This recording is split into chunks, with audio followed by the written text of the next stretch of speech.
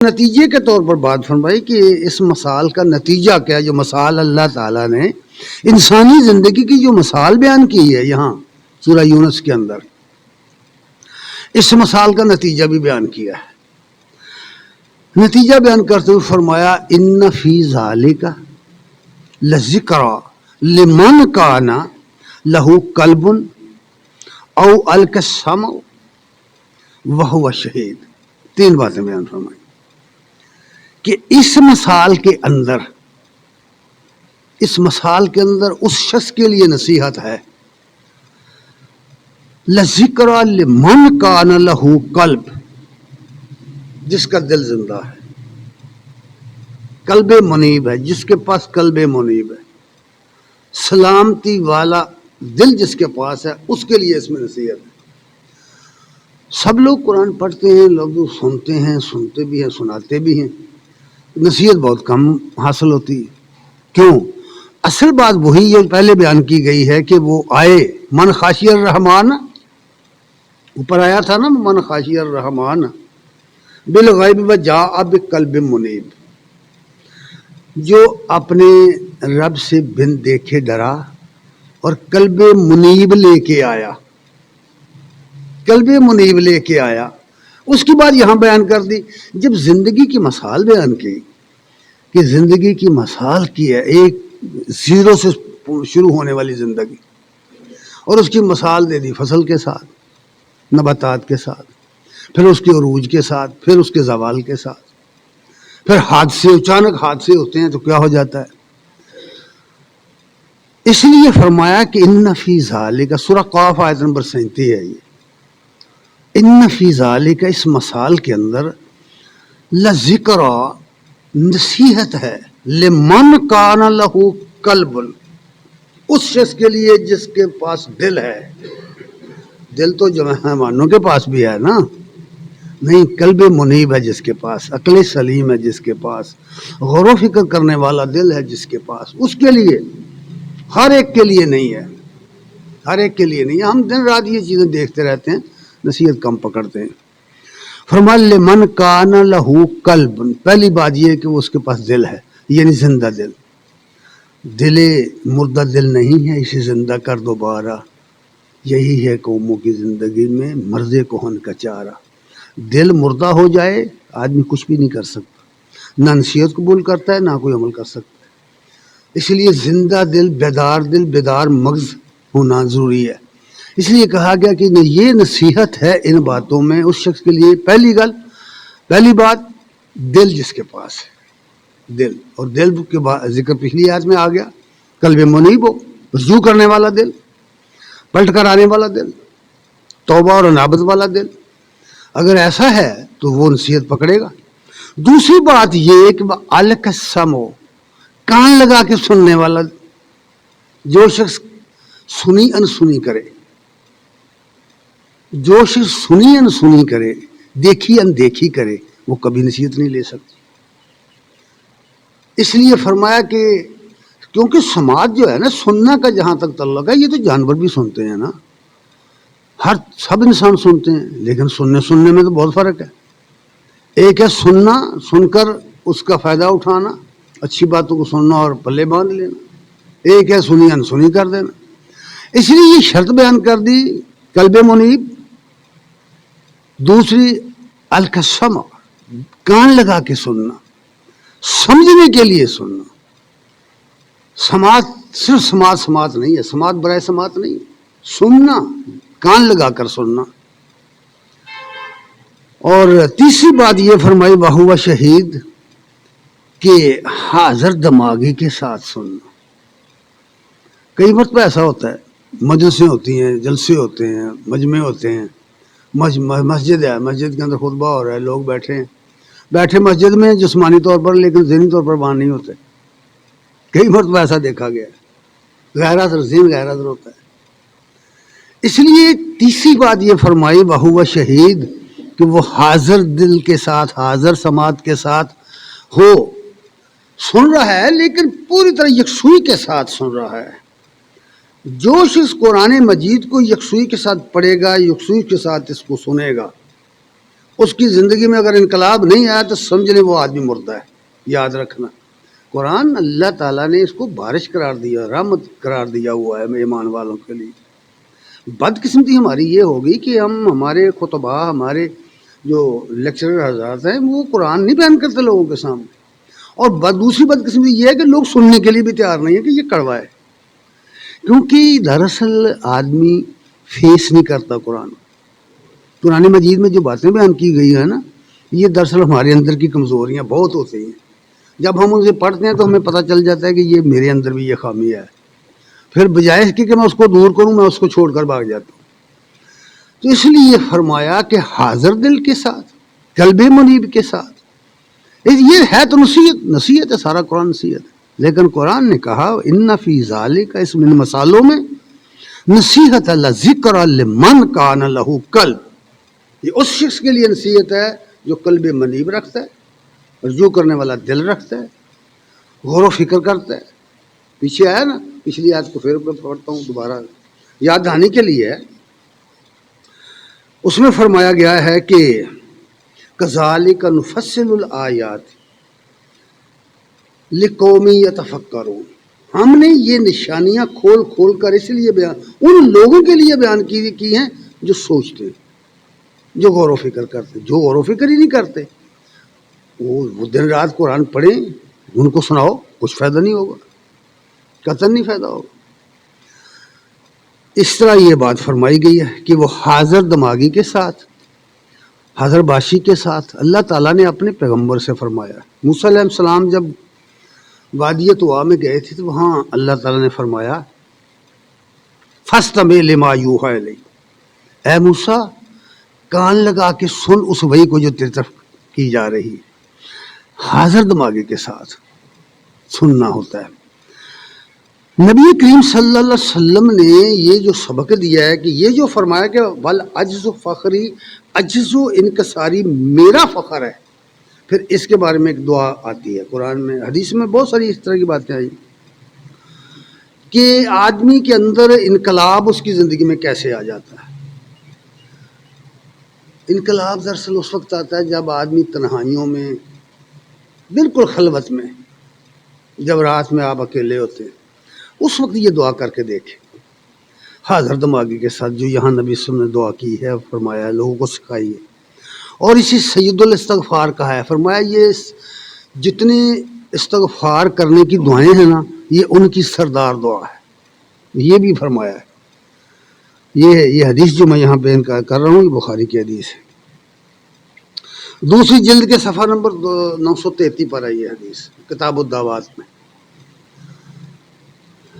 عربی زبان کا یہ صفحہ ہے، عربی کتاب کا. تو فرمایا کہ اوس رضی اللہ تعالیٰ بیان کرتے ہیں کہ نبی کریم صلی اللہ علیہ وسلم نے فرمایا یہ دعا سید الاستغفار ہے. یعنی استغفار، جن دعاؤں میں استغفار کیا جاتا ہے، معافیاں مانگی جاتی ہیں اللہ سے، یہ ان کی سردار دعا ہے.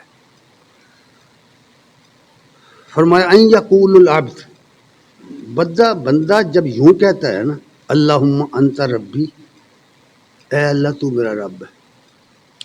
ویسے تو یہاں ہم کہتے ہی رہتے ہیں، اگر تنہائی میں آدمی یکسو ہو کر کہے کہ اے اللہ تو میرا رب ہے، پھر اور بات ہے، بالکل ہی اور بات ہو جاتی ہے. کیونکہ کوئی دیکھنے والا نہیں، کوئی سننے والا نہیں، کوئی ڈسٹرب کرنے والا نہیں نہ ہوتا. تنہائی ہوتی ہے، یکسوئی ہوتی ہے.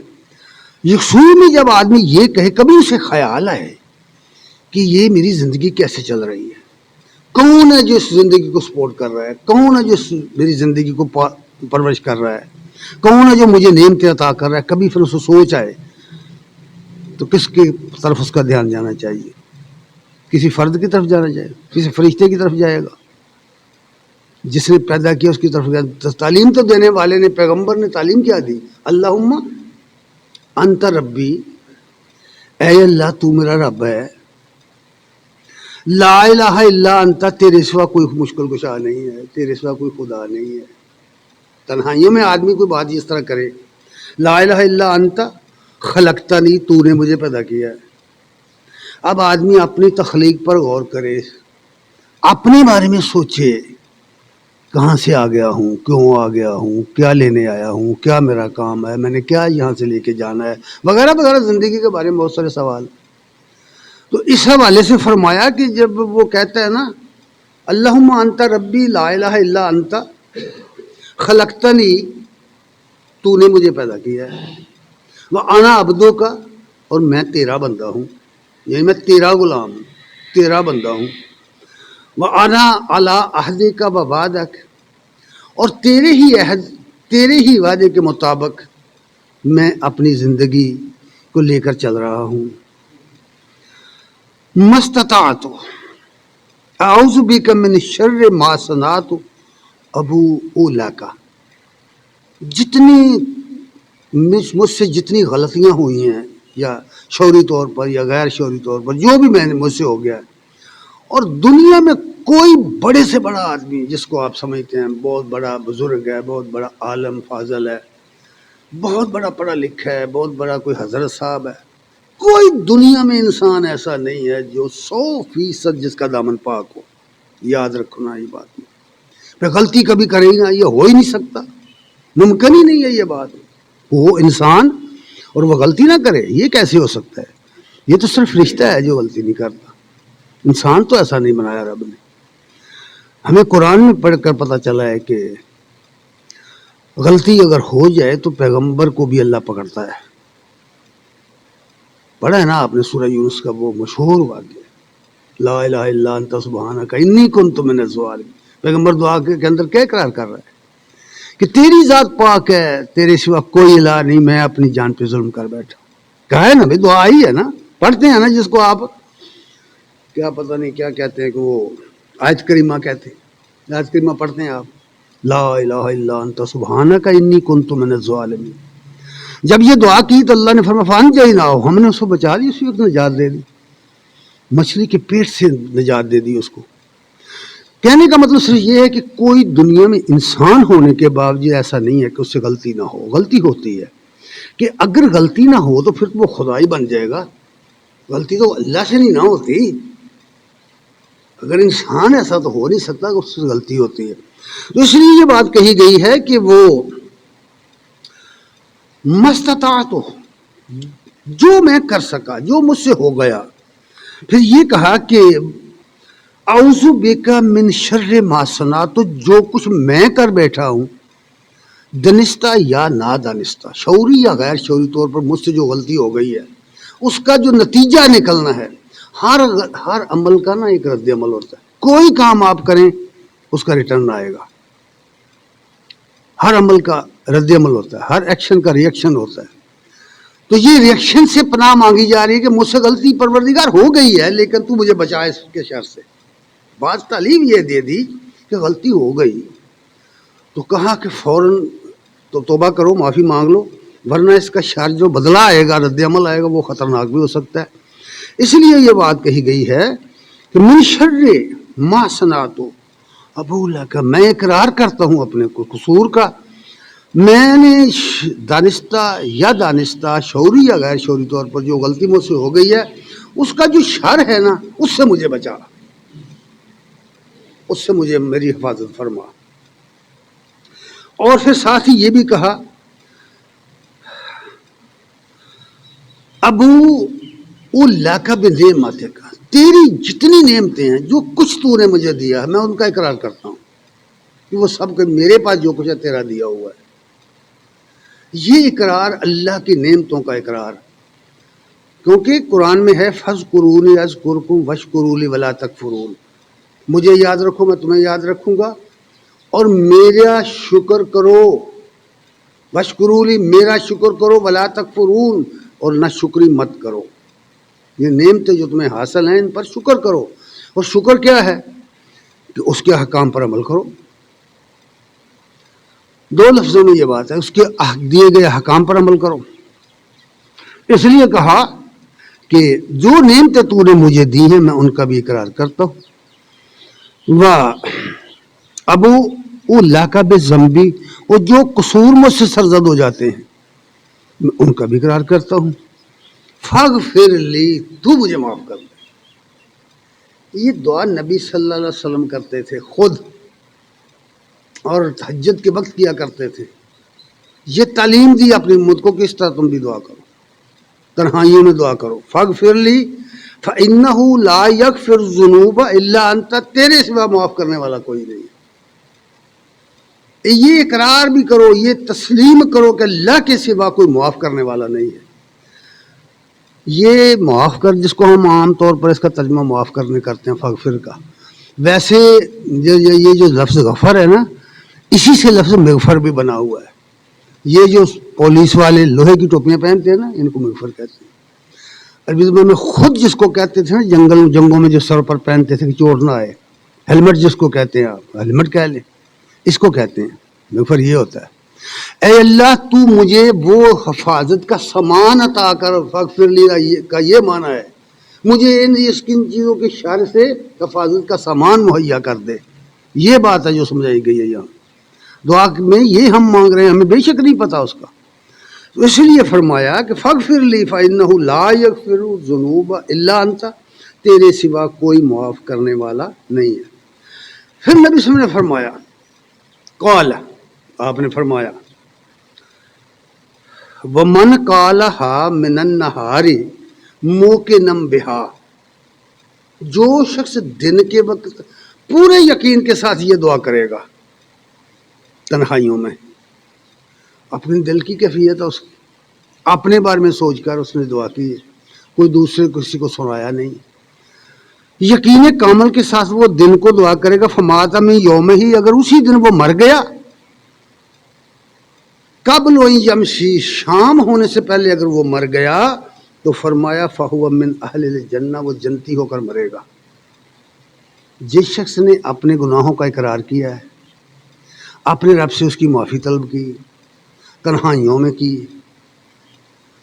کوئی دوسرا دیکھنے والا نہیں ہے کہ کوئی دخلاوا اس میں نہیں ہے.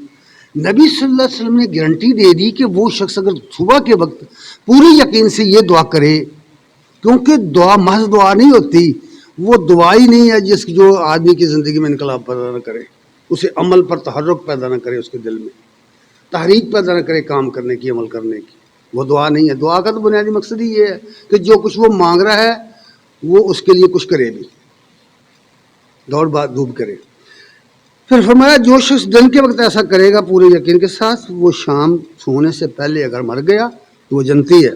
وہ من قال من اللیل، اگر اس نے رات کو یہ بات کہی پورے یقین کے ساتھ، تو صبح ہونے سے پہلے اگر مر گیا تو فرمایا وہ جنتی ہے. کیا ایسا نہیں ہوتا کہ رات کو آدمی سوتا ہے نا بیڈ پر، صبح گھر والے بھی دیکھ لیں گے تو مرا پڑا ہے؟ کیا دیکھا نہیں کبھی آپ؟ ہوتا ہے یا نہیں ہوتا؟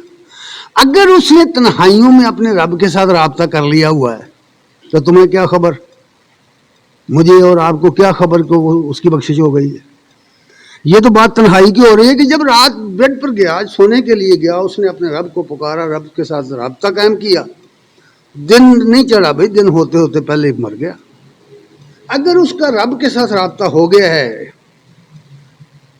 اگر اس کا رب کے ساتھ اللہم انت ربی لا الہ الا انت خلقتنی، یہ اس نے کہہ چکا ہے کہ تو میرا رب ہے، تیرے سوا کوئی خدا نہیں ہے، تیرے سوا کوئی الہ نہیں ہے، اور تو ہی نے مجھے پیدا کیا ہے.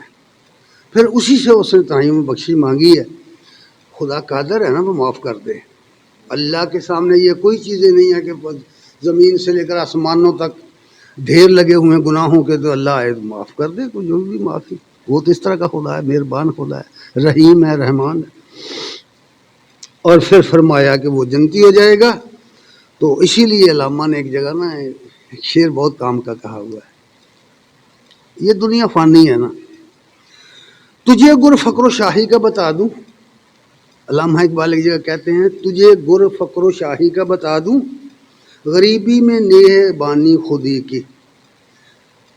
غربت جو ہے یہ آدمی کو لتاڑتی ہے اور آدمی کو نا بہت نقصان کرتی ہے.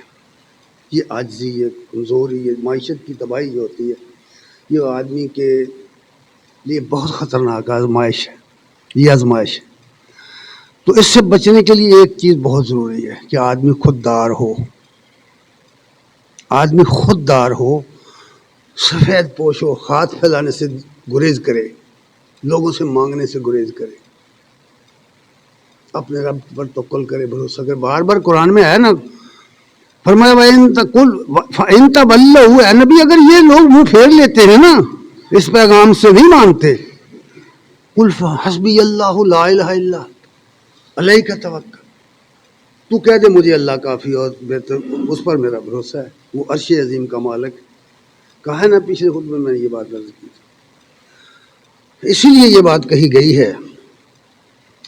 فرمایا کہ تجھے فقر و شاہی کا بتا دوں، غریبی میں نگہبانی خودی کی، اپنی عزت کو بچا کے رکھو، لوگوں کے سامنے ہاتھ نہ پھیلاؤ، اپنی خودداری میں کو قائم رکھو، خوددار بن کر رہو. یہ ہے راز. ایک اور جگہ فرمایا کہ میرا طریق امیری نہیں فقیری ہے، میرا طریق امیری نہیں فقیری ہے، خودی نہ بیچ غریبی میں نام پیدا کر. اپنے آپ کو سنبھال کے رکھ، اپنی عزت کو سنبھال کے رکھ. کامیابی کا جو تصور نبی صلی اللہ علیہ وسلم نے دیا ہے، وہ یہ کامیابی نہیں ہے کہ اتنے میرے پاس پیسے آ گئے، اتنی دولت آ گئی، یہ بن گیا، میرا محل بن گیا، میرا مکان بن گیا. کامیاب وہ آدمی ہے جس کی خودی تعمیر ہو گئی ہے، جس کی ہستی جو ہے اس نے اپنی ذات کو اس نے اس طرح کا بنا لیا جس کا اوپر ذکر ہو گیا ہے، تفصیل سے میں نے بیان کر دیا. ایک حدیث میں ہے، نبی کریم صلی اللہ علیہ وسلم کی حدیث ہے، ابھی یحییٰ صہیب بن سنان رضی اللہ تعالیٰ عنہ بیان کرتے ہیں کہ رسول اللہ صلی اللہ علیہ وسلم نے فرمایا، عجب لامر المومن، فرمایا مومن کا معاملہ بڑا عجیب و غریب ہے. مومن کی بات ہو رہی ہے، پہلے اپنے ایمان کو ٹھیک کرو. اگر ایمان کے اندر شرک ہے، بدعت ہے، فلاں فلاں چیزیں ہیں، دین کی سمجھ ہی نہیں ہے، دین کا پیغام پتہ ہی نہیں چلا، تو اس طرح کا اللہ بنوٹی ایمان اللہ کے ہاں نہیں چلتا. یاد رکھنا، کوئی خوش فہمی رہتا ہے. مومن کی بات ہوئی، مومن کے جو خصائل ہیں وہ قرآن و سنت میں بیان کیے گئے. فرمایا کہ عجب لامر المومن، نبی صلی اللہ علیہ وسلم نے فرمایا مومن کا معاملہ بڑا عجیب ہے. کیا معاملہ ہے؟ فرمایا ان امرہ کلہ خیرا، ہر دنیا میں پیش آنے والا معاملہ اس کے لیے خیر لے کے آتا ہے. مومن کی بات ہو رہی ہے. کیوں؟ مومن کو جب کوئی مسئلہ پیدا ہو جاتا ہے، دنیا میں کوئی تکلیف آتی ہے، کوئی دکھ آتا ہے، کوئی مصیبت پڑتی ہے یا کوئی خوشی نصیب ہوتی ہے، اس کی بات ہو رہی.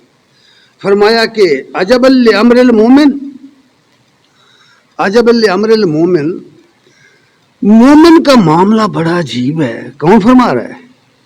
رسول اللہ صلی اللہ علیہ وسلم نے فرمایا کہ ان امرہ کلہ خیرا ولیس ذالک لأحد الا للمومن، کہ ہر قسم کا معاملہ جو بھی اسے پیش آتا ہے اس کے لیے وہ خیر ہی لے کے آتا ہے. مومن کے لیے ہر حالت میں خیر ہے، تنگ دستی میں بھی خیر ہے، دکھوں میں بھی خیر ہے، مصیبتوں میں بھی خیر ہے، خوشحالی میں بھی خیر. فرمایا لیس ذالک لأحد الا للمومن ان اصابتہ سرا، جب اس پاس مال آتا ہے، مال خراب کر دیتا ہے، آدمی کا مزاج خراب کر دیتا ہے، آدمی متکبر ہو جاتا ہے یا کنجوس ہو جاتا ہے. ایک طرح کی بیماریاں تھوڑی ہیں یہاں دنیا میں. بھائی ایک طرف مال آیا، دولت آئی، پیسہ آیا، متکبر ہو گیا، دوسرے لوگوں کو حقیر جاننے لگ گیا. ایک تو یہ ہے نا، دوسری طرف بخیل ہو گیا، شوہ نفس کا شکار ہو گیا، پیسہ دولت پرست ہو گیا. دولت پرست لوگ کہتے ہیں بت پرست، سنے ہیں نا لفظ بت پرست؟ سنا ہے لفظ بت پرست؟ کون ہوتے ہیں؟ جو بتوں کی پوجا کرتے ہیں. تو ساتھ ہی کہا ہے جو زار پرست ہیں. بت پرست اور زار پرست ایک ہی کیٹیگری کے لوگ. بت پرست، زار پرست، نفس پرست، خواہش پرست، سنے ہیں یہ الفاظ آپ نے؟ یہ کیا ہے ان کا مطلب؟ بت پرست کو بڑی نفرت سے دیکھتے ہیں ہم، خواہش پرست کو نہیں دیکھتے، خود پرست کو نہیں دیکھتے. یہ ہیں یا یہ نہیں ہے؟ یعنی خود پرستی بھی تو ایک بیماری ہے نا. اور پھر جو زر پرستی ہے وہ بخل پیدا کر دیتی ہے، بندوں کے حقوق ادا نہیں کرنے دیتی، اللہ کے حقوق ادا نہیں کرنے دیتی. تو اس لیے یہ بات کہی کہ مال جب اس کو مومن کو ملتا ہے، خوشحال وہ ہوتا ہے، شاکارہ، وہ شکر کی زندگی گزارتا ہے، وہ شکر کا راستہ اختیار کرتا ہے. اور ساتھ ہی یہ بھی فرمایا فکانہ خیر اللہ، تو یہ اس کے لیے بہتری لے کے آتی ہے یہ چیز، اس کے مال میں برکت پڑتی ہے، اس کی سوچ، اس کی فکر، اس کے ہر کام میں برکت ڈال دیتا ہے اللہ تعالیٰ جب وہ اس طرح شکر گزار بندہ بنتا ہے۔ اور دوسرا فرمایا نہ صابت ہو ذرہ، اگر اس پر مصیبت آتی، مصیبت جو ہے نا دو قسم کی ہے، ایک جسمانی مصیبت ہوتی ہے، ضرر کا لفظ بنیادی طور پر جسمانی بیماریوں کے لیے استعمال ہوتا ہے، لیکن اس کے ماحول کو بھی وہ خراب کرتی ہے، دولت برباد ہو گئی، نقصان ہو گیا، مالی نقصان ہو گیا وغیرہ وغیرہ۔ تو جب مصیبت آتی ہے تو فرمایا فکانہ خیر اللہ، تو یہ بھی اس کے لیے بہتر ہوتی ہے۔ کیوں؟ اس لیے کہ وہ صبر کرتا ہے، وہ صابر ہے۔ قالوا انا للہ و انا الیہ راجعون، ان کی صفت بیان ہوئی ہے کہ جب ان پر مصیبت آتی ہے اللہ کے بندوں پر، مومنوں پر، تو وہ کہتے ہیں کہ اللہ ہی کے ہیں، اللہ کی طرف سے آئی ہے۔ اس لیے فرمایا انا علیہم صلوات ربہم ورحمہ، تو اللہ کی ان پر نوازشیں ہوتی ہے، اس کی رحمت نازل ہوتی ہے۔ اولئک هم الراشدون، یہی ہے، اولئک هم المہتدون، یہی ہدایت یافتہ لوگ ہیں کہ ہر حالت میں، زندگی کی ہر حالت میں وہ اللہ کی طرف رجوع کرتے ہیں۔ اصل بات یہ بیان کی گئی، اس بات کو نبی صلی اللہ علیہ وسلم نے فرمایا رویہ زندگی کے طور پر اگر آدمی اس طرح کا رویہ اپنا بنا لے کہ وہ انکسار، خاکسار بن جائے، خاک باز نہیں، خاکسار، دونوں لفظ میں فرق ہے، خاکسار بن کر زندگی گزارے۔ وہ سرمایہ کے لحاظ سے بڑا آدمی ہے، وہ علم کے لحاظ سے بڑا آدمی ہے، وہ دولت سے، اقتدار، جس لحاظ سے بھی بڑا آدمی ہے، لیکن اپنے دائیں بائیں آگے پیچھے والے لوگوں کے ساتھ اس کا رویہ انکساری کا رویہ ہو، وہ انہی کی طرح رہتا بہتا ہو، انہی کے اندر گل مل کر رہے اور ان کو عزت دے۔ نبی کریم صلی اللہ علیہ وسلم نے، میں نے کئی مرتبہ یہ بات کہہ دی آپ کو کہ آج آپ دیکھیں ہمارا جو معاشرہ ہے یہ کس طرف جا رہا ہے۔ نبی صلی اللہ علیہ وسلم اپنے دوستوں میں بیٹھتے ہیں، لوگ آنے والے پہچانتے نہیں یہ کون ہے، نہ نشست میں فرق ہے، نہ لباس میں فرق ہے، ہٹو بچو والی کوئی بات ہی نہیں وہاں۔ لیکن اب آج ایسا نہیں، آپ کسی آستانے پر چلے جائیں، دور سے پتہ چل جائے گا کہ حضرت صاحب بیٹھے، کسی سیاسی مجلس میں چلا جائے دور سے پتہ چل جائے گا کہ وزیر صاحب بیٹھے، علماء کے اندر چلے جائیں، مدارس میں چل جائیں، پتہ چل جائے گا جی حضرت استاد صاحب بیٹھے ہیں، علامہ صاحب بیٹھے ہیں۔ یہ جو امتیازی لباس بنا لیے گئے ہیں، امتیازی یونیفارم بنا لی گئی ہیں، العجز و فخری کے خلاف ہیں۔ نبی صلی اللہ علیہ وسلم نے فرمایا والعجز و فخری، عجز میرا فخر ہے، انکساری میرا فخر ہے۔ یہی سبق ہمیں دیا گیا ہے کہ اس کو اختیار کرو، اور اسی بات کو علامہ نے یہ بات کہی ہے کہ تجھے گر فخر و شاہی کا بتا دوں، غریبی میں نگہبانی خودی کی، اپنی خودی کو بچا کے رکھ اور عجز و انکساری اختیار کر، تیری عزت میں اضافہ ہو جائے گا، تیری زندگی میں اضافہ ہو جائے گا، برکت پیدا ہو جائے گی۔ اور یہی اصل تعلیم ہے جو دی گئی ہے نبی کریم صلی اللہ علیہ وسلم نے اپنی حدیثوں کے ذریعے اور قرآن مجید میں، یہی تعلیم ہے جو دی گئی ہے۔ یہ دیکھیے، یہ ایک طویل حدیث ہے جو علی رضی اللہ تعالیٰ عنہ نے پوچھا تھا، یا رسول اللہ مسلک زندگی کیا ہے؟ اس کے جواب میں آپ نے 17 باتیں بتائی تھی، 17 باتیں، ان میں سے یہ غالباً 11ویں بات ہے جو آج میں نے آپ سے گزارش کی ہے، والعجز و فخری۔ اس سے پہلے کئی خطبے اس پر ہو گئے، تو آئندہ بھی کچھ باتیں آئیں گی اور آپ دیکھ کے حیران ہو جائیں گے کہ نبی کریم صلی اللہ علیہ وسلم نے کیا مسلک بتایا، کیا طریقہ زندگی بتایا، کس طرح ہمیں دنیا میں رہنا چاہیے۔ یہ دنیا کا مال ہے، دنیا کی چیزیں، ان کے پیچھے مت چلو، یہ سب چیزیں فانی ہیں۔ کچھ پتہ نہیں، جو مثال پر آئی ہے نا، بیان ہوئی ہے قرآن مجید میں، انسانی زندگی کی مثال، مثل الحیات دنیا کی مثال کا ماء، پانی کی مانند ہے۔ یہ زندگی پانی کی مانند ہے، پانی کے بلبلے کی مانند ہے، اس کی مثال بھی یہ اٹھتی ہے نا، زیرو سے اٹھتی ہے اور جوانی عروج آتا ہے، پھر زوال آتا ہے۔ جو شخص اس بات کو سمجھ گیا، اس کی حقیقت کو پا گیا، وہ انشاءاللہ سیدھی راہ چل جائے گا، اسے اللہ تعالیٰ توفیق عنایت فرمائے گا۔ اور نبی کریم صلی اللہ علیہ وسلم کی تعلیم کے پر عمل کر کے ہی دراصل ہم اپنے دکھوں میں، اپنے سکھوں میں، اپنے ہر طرح میں سکھ چین کی، اطمینان قلب کی زندگی بسر کر سکتے ہیں۔ دعا ہے کہ اللہ تعالیٰ ہمیں عمل کی توفیق عنایت فرمائے۔ وآخر دعوانا الحمدللہ رب العالمین۔